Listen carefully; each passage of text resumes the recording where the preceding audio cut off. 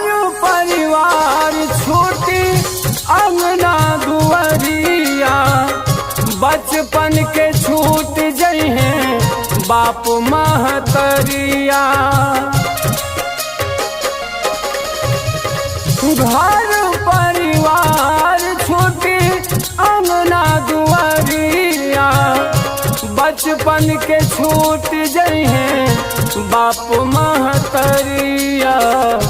सखिया सहेलिया होई जइहे सपनवा, सखिया सहेलिया होई जइहे सपनवा। डोलिया कहाँ